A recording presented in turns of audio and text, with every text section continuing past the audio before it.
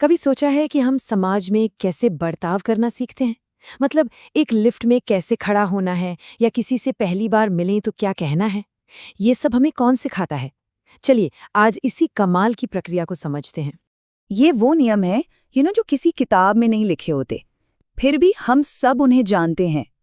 जैसे लाइन में खड़ा रहना, धीरे से बात करना या किसी की मदद करना। ये सब एक तरह की अदृश्य सामाजिक स्क्रिप्ट हैं जिन्हें हम हर दिन फॉलो करते हैं। पर सवाल वही है, आखिर हम ये सब सीखते कैसे हैं? तो इस बड़े से सवाल का जवाब सिर्फ एक शब्द में छिपा है, और वो शब्द है समाजीकरण। जी हाँ, यही वो प्रोसेस है जो हमें समाज में रहना सिखाता है। यहाँ के तौर तरीके, यहाँ का व्यवहार, सब कुछ। असल में यही चीज हमें एक सामाजिक प्राणी बनाती है। अब देखिए, समाजीकरण के बारे में सबसे कमाल की बात क्या है कि ये सिर्फ बचपन तक ही सीमित नहीं है। नहीं, ये तो जिंदगी भर चलने वाला एक प्रोसेस है। ये हमें तैयार करता है, एक बच्चे से लेकर एक स्टूडेंट, फिर एक दोस्त और फिर एक प्रोफेशनल बनने तक, मतलब जीवन के हर रोल के लिए। तो सवाल उठता है कि ये सब शुरू कहाँ से होता है? भाई, इसकी नींव कहाँ रखी जाती है? और यही हमें ले जाता है समाजीकरण के पहले और सबसे अहम पड़ाव पर। चलिए देखते हैं कि ये नींव बनती कैसे है। देखिए, समाजीकरण को हम मोटे तौर पर दो हिस्सों में बांट सकते हैं। पहला है प्राइमरी सोशलाइजेशन, जो हमारे बचपन में परिवार के अंदर होता है, और दूसरा है सेकेंडरी सोशलाइजेशन, जो हमें घर के बाहर की दुनिया के लिए तैयार करता है, जैसे स्कूल, दोस्त, ये सब। तो अगर प्राइमरी वाला हमारी नींव है, तो सेकेंडरी उस पर खड़ी होने वाली इमारत है। सिंपल। कहते हैं ना, हमारा परिवार ही हमारा पहला स्कूल होता है, और ये बात बिल्कुल सच है। यहीं से हम भाषा सीखते हैं, व्यवहार सीखते हैं, सही और गलत का पहला पाठ पढ़ते हैं। ये हमारे पूरे सामाजिक जीवन की वो बुनियाद है जिस पर आगे सब कुछ टिकता है। लेकिन जाहिर है, हम हमेशा परिवार के उस सेफ माहौल में तो नहीं रहते। जैसे जैसे हम बड़े होते हैं, हमारी दुनिया भी फैलती है। हम नए लोगों से मिलते हैं, नई जगहों पर जाते हैं। और यहीं पर एंट्री होती है उन लोगों और इंस्टीट्यूशंस की जो हमें समाज के नियम सिखाते हैं। इन्हें कहते हैं एजेंट्स ऑफ सोशलाइजेशन। इसमें कौन कौन है?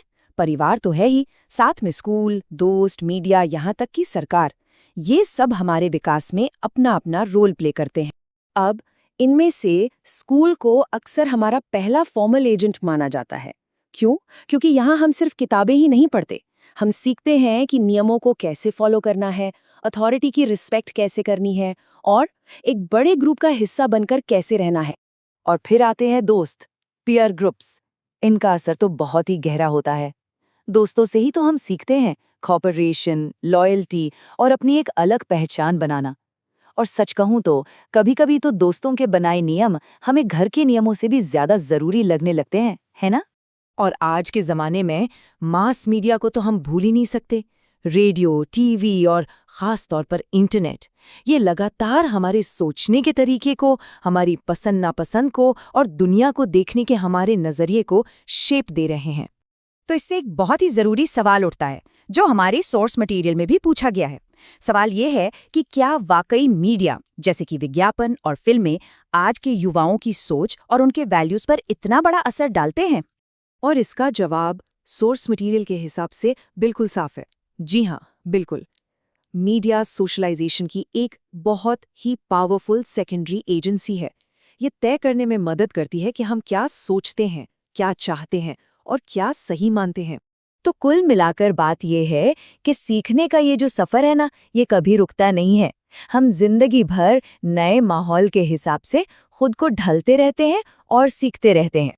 चलिए इसे एक टाइमलाइन पर रखकर देखते हैं तो और साफ हो जाएगा। देखिए, शैशवावस्था में परिवार ही सब कुछ है। बचपन में आते आते स्कूल और दोस्त जरूरी हो जाते हैं। किशोरावस्था में मीडिया और दोस्तों का असर और बढ़ जाता है। और फिर जब हम वयस्क होते हैं तो हमारा काम, हमारा वर्क प्लेस और दूसरे सोशल ग्रुप्स हमारे रोल्स को शेप देते हैं, है ना? वाकई एक पूरी यात्रा। तो अगर इस पूरी चर्चा से सिर्फ एक बात याद रखनी हो तो वो ये है, एक बहुत अच्छी कहावत है, समाजीकरण एक ऐसी प्रक्रिया है जो गर्भ से कब्र तक चलती है, मतलब वूम टू टूम। ये हमारे जन्म से भी पहले शुरू होती है और जिंदगी के आखिरी पल तक साथ रहती है। और यहीं पर मैं एक सवाल के साथ इस चर्चा को खत्म करना चाहूंगा। ये देखते हुए कि ये एक लाइफ लॉन्ग प्रोसेस है, तो जरा सोचिए, आज हम कौन से नए सामाजिक नियम सीख रहे हैं? शायद नई टेक्नोलॉजी के बारे में, या फिर तेजी से बदलते हुए सोशल नॉर्म्स के बारे में। क्योंकि एक बात तो पक्की है, सीखना कभी बंद नहीं होता।